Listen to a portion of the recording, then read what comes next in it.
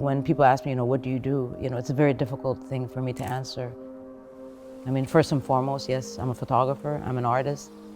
But for me, it's an artistic practice where it's a mix of photojournalism and also artistic expression. And then I'm also putting elements of myself within it.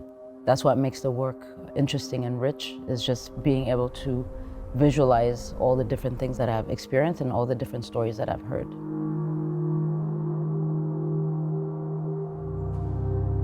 The act of creativity, there's an emotional element of it. We as artists make work because there's something that we need to get out of ourselves. But at the same time, it's also to try to engage people that don't know anything about my culture or where I come from. It's a way to introduce them into that. When you look at the traditions of the Global South, you have body scarification, you have body painting, you have tattooing, you have different forms of how people decorate themselves. There's a coding inside of it.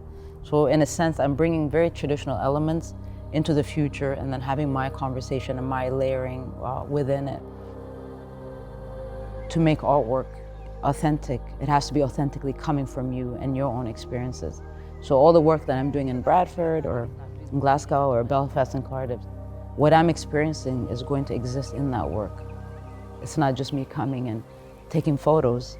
I have memories of church. I have memories of being an immigrant in a place where I didn't know anyone. The environment was very different.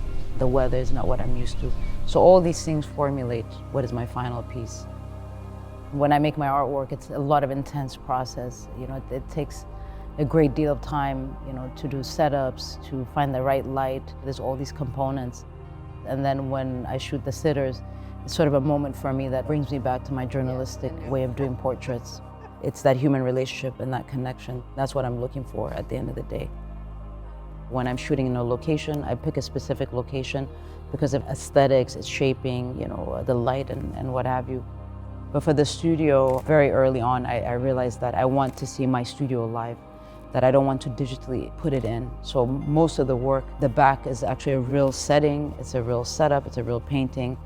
And then the rest is basically, the different items and symbolisms that come in through these different props. And through that, it's a way to add like a different layer into the work. In the end, the work that I make, clearly my African roots are in it, but it's a universal work. It might have its own aesthetics to it, but there's a lot of messaging inside of it. And different people of how they view it get different messages in that. My ultimate goal is that those who see it, regardless of class, culture, nationality, what have you, that they're able to get something out of it, that they will effectively remember it, and that anywhere else that they see my work, they will know, okay, that's Aida's work.